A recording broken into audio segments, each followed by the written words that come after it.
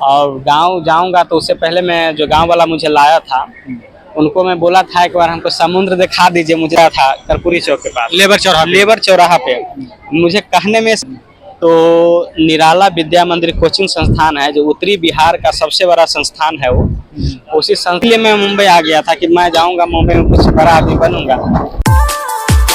भोजपुरी कलाकार भी हैं और अभिनेता भी हैं, नेता भी हैं, समाजसेवी भी हैं और राजनीतिक दल में भी छाए हुए हैं। और हम इनसे ही परिचय करना चाहते हैं कि इनकी स्ट्रगल बहुत कठिनाइयों से हुई है इसी मरीन ड्राइव पे। आज इनसे हम बातचीत करते हैं, मुलाकात हमारी इनकी दोबारा हुई है और इससे जानकारी लेते हैं आज किस प्रकार से इनकी कठिनाइयाँ हुई है। और यहाँ पे शिक्षा के माध्यम से काफ़ी इनको बताया गया था। तो बताइए आज किशोर साहनी जी, आप मुंबई में कैसे आपका आना हुआ था? जी नमस्ते। एसआरबी न्यूज को देखने वाले जितने भी आपके दर्शक हैं सबको दिल की गहराई से मैं सबको नमस्कार करता हूं। और 2025 में मैं हूं अभी यहाँ पे मरीन ड्राइव के पास। और आपने कहा कि स्ट्रगल की कहानी सुनाइए आप कि किस प्रकार से आपने आगे बढ़ा है यहाँ पे मुंबई में। हाँ, मैंने काफ़ी लोगों से सुना था कि राजकिशोर साहनी जी हैं यहाँ पे मुंबई में कसम खाए थे। वो कसमें क्या थी वो पता नहीं, मुझे भी नहीं पता, आपको ही पता है। हाँ, वो कसम मैं खाया था 2012 ईस्वी में। मैं यहाँ पे मुंबई में पहली बार आया था। उस समय मेरा उम्र था करीब 14 साल। सन 1998 का मेरा जन्म है। 2012 में मैं यहीं पे आया था मुंबई में, जो नाला सुपारा जगह है और उसी जगह पे मैं काम करता था। एक सिलाई का कारखाना था, उसमें कपड़ा सिलाई होता था। और मैं आया था मुंबई बड़ा आदमी बनने के लिए उस समय, आज से 13 साल पहले। लेकिन उस समय मेरा कहते हैं कि कुछ समय से पहले और नसीब से ज़्यादा कुछ नहीं होता है, वही सेम टू सेम मेरे साथ हो गया। जब मैं आया तो वहाँ पे तबीयत खराब हो गया मेरा, तो 2.5 महीना में रहा वहाँ पे। उसके बाद मैं सोचा कि अब मुझे गांव जाना है और गांव जाऊंगा तो उससे पहले मैं जो गांव वाला मुझे लाया था उनको मैं बोला था एक बार हमको समुद्र दिखा दीजिए। मुझे समुद्र देखने का बहुत इच्छा था। यानी आपको गांव के जहाँ रहने वाले थे मुंबई में? हाँ, उनको बोला कि मुझे समुद्र एक बार दिखा दीजिए, कैसा होता है समुद्र। मैं देखा नहीं था, आज से 13 साल पहले की बात मैं बता रहा हूँ। तो आया था, तो यही जगह है और मैं अक्सर इस जगह पे आता रहता हूँ। जब मैं नर्वस जैसा होता हूँ, मुझे मूड फ्रेश करना होता है तो मैं इधर ही आता रहता हूँ। तब वही दिन मैं याद कर रहा था, आज से 13 साल पहले जो मैं कसम खाया था कि जब तक मैं कुछ बनूंगा नहीं तब तक मैं मुंबई आऊंगा नहीं। फिर मैं यहाँ से कसम खा करके चला गया था बिहार। तो अभी देखिए बिहार गया, अभी वापस मुंबई में है आप। हाँ, तो वही मैं बताना चाहूँगा आपको। यहाँ से मैं गया था, पुपरी मेरा घर पड़ता है और भिट्ठा जलालपुर गांव है मेरा, पुपरी ब्लॉक है। उस पुपरी ब्लॉक में एक संस्थान है, निराला विद्या मंदिर कोचिंग संस्थान।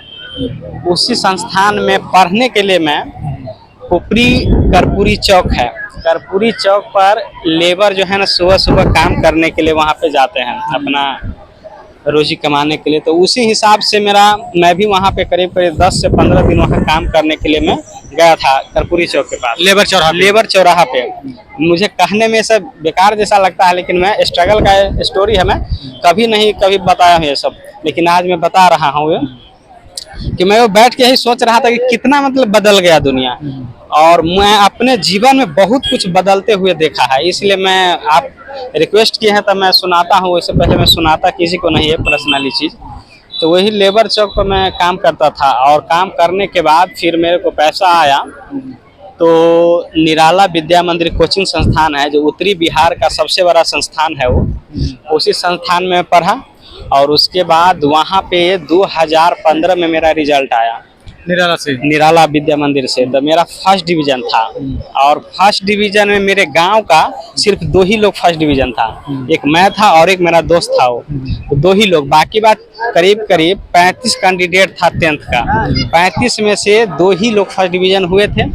उसके बाद मैं इंटर में नाम लिखा लिया, इंटर मैंने फाइनल किया। फिर इंटर का जो रिजल्ट आया 2017 में, तो 2017 में भी मैं पूरे गांव में फर्स्ट डिवीजन मेरा ही अकेला ही था और वो मेरा था। और पूरे गांव में मतलब ऐसा कहता था कि देखिए पुपरी में टावर चौक पे, कर्पूरी चौक पे लेबर ग्रेड में काम करता था, ये लड़का कैसे फर्स्ट डिवीजन हो गया। और मेरी माताजी पिताजी सब बहुत खुश थे, क्योंकि मैं शुरू से मतलब पढ़ने में उतना ध्यान नहीं देता था। इसीलिए मैं मुंबई आ गया था कि मैं जाऊंगा मुंबई में कुछ बड़ा आदमी बनूंगा।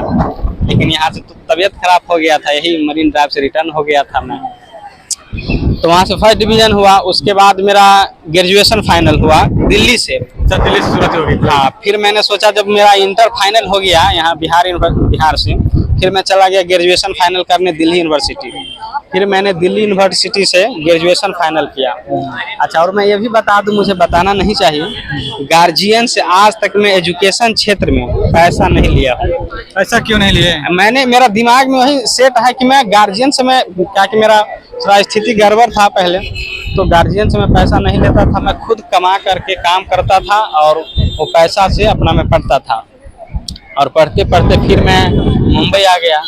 फिर मुंबई आया तो ऐसे घूमता रहता था, ऐसे भर में सोचा देखो ये समय कैसे आ गया कि मैं ऐसे घूमता था और क्या से क्या हो गया।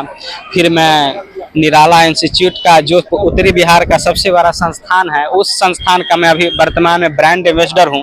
तो उसमें आप क्या कार्य मिलता है आप संभालने के लिए? हाँ, वो जैसे डिजिटली मुझे देखना है उस क्षेत्र में, और उनका प्रचार प्रसार हो गया, कहाँ पे उनका संस्था खुला है उनके बारे में बताना, मतलब उनको उनका जो कहाँ पे इंस्टीट्यूट का कैसे कैसे सेक्शन चल रहा है उसके बारे में बताना। तो ब्रांड एम्बेसडर का ये काम होता है। और सारी उस ब्रांड एम्बेसडर जो हायर होता है वो किसी कंपनी को प्रचार प्रसार के लिए होता है। तो उसी हिसाब से मैं वही सोचता हूँ कि जो स्टूडेंट उस संस्था में पढ़ता था, आज वो स्टूडेंट उस जगह का ब्रांड एम्बेसडर है। यानी उसी में पढ़े आप, उसी में ब्रांड एम्बेसडर बन गए? उसी का मैं ब्रांड एम्बेसडर हुआ आज। ऐसा मतलब आप दूसरे स्थान पे पढ़ाई लिखाई में तो इसलिए हो गया क्या था? नहीं, मतलब सबसे कमजोर था मैं वहाँ पे, और वहाँ पे बनाया गया इसलिए कि सर लोगों का कहना है कि मेरा स्टूडेंट इतना नाम रोशन कर रहा है मुंबई में जा करके, मैं कभी सोचा नहीं था, इसलिए बनाया। और वहाँ पे मैं सबसे कमजोर स्टूडेंट हुआ करता था जब मेरी पढ़ाई वहाँ पे होता था। तो मैं एकदम लास्ट में, वहाँ पे करीब करीब 800-900 स्टूडेंट का बैच चलता है। उस बैच में मैं सबसे लास्ट में बैठा करता था। एक तो मैं काला भुजुंग हूँ और मैं पढ़ने में थोड़ा बहुत कमजोर था, और कमजोर होने के कारण और मुझे मतलब बहुत स्ट्रगल करना पड़ा था शुरू में। तो करते करते करते करते आज मैं ब्रांड एम्बेसडर हूँ और एक बिजनेस संभालता हूँ मुंबई टू सूरत, अपना मेरा बिजनेस है। आपको मैं बता दूं कि सिंगर में भी हूँ, जो यूट्यूब पर मेरा नाम सर्च कीजिए लड्डू लहरिया तो आ जाएगा। हाँ, तो वो आ जाएगा।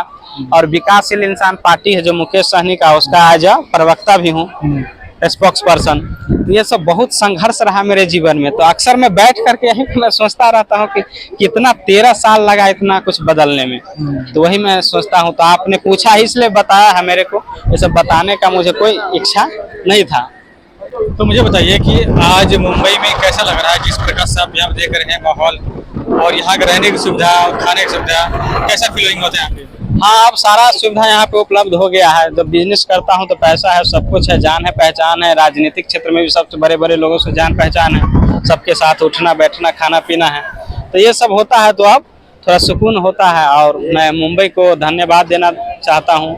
आया था तो ठुकरा करके मुझे भेज दिए थे 13 साल पहले, और 13 साल बाद मुझे फिर अपनाए यहाँ पे। तो यहाँ पे मैं सक्सेस हो गया। और सबसे ज्यादा मैं धन्यवाद देना चाहता हूँ उस निराला इंस्टीट्यूट को, जो उत्तरी बिहार का सबसे बड़ा संस्थान है। वो शायद नहीं होते तो मैं कुछ नहीं होता, क्योंकि निराला विद्या मंदिर एक ऐसा मेरे लिए अमृत का काम किया कि मैं कुछ था ही नहीं। जो मेरे गांव में मुझे सब इग्नोर करते थे कि लड़का है, बेकार है, ऐसा है, खेलता उलता है, मछली उछली मारता है, क्या पढ़ेगा, पढ़ने लिखने कुछ नहीं, पढ़ने उड़ने में कुछ नहीं है। लेकिन वही निराला इंस्टीट्यूट है जो मुझे पढ़ा करके, और पूरे गांव में अकेला मैं फर्स्ट डिवीजन किया।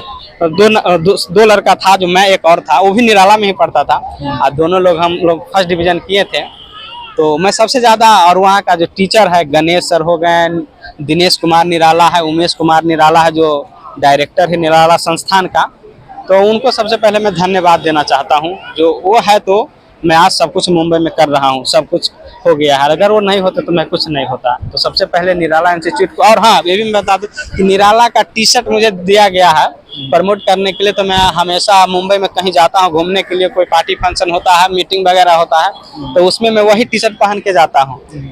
तो मुझे अच्छा लगता है कि भाई वो टी शर्ट मुझे गिफ्ट मिला है। मेडल कितना भी, बहुत मेडल भी मिल चुका है उस संस्थान से, तो मुझे बहुत खुशी होता रहता है और मुझे बहुत अच्छा लगता है। और समुद्र देवता को भी मैं धन्यवाद देना चाहता हूँ, क्योंकि मैं समुद्र से मेरा जो है ना पूर्वजों का रिश्ता है। मैं समाज से, बिंद मलाह समाज से हूँ, मछुआरा समाज में मछुआरा हूँ, मछली पकड़ने वाला। तो और समुद्र से मेरा ये ज्यादा रिश्ता भी है। तो समुद्र मेरे लिए सबसे बड़ा है, और मेरे लिए सबसे बड़ा दिनेश कुमार निराला है, जो निराला इंस्टीट्यूट चलाते हैं। जी धन्यवाद।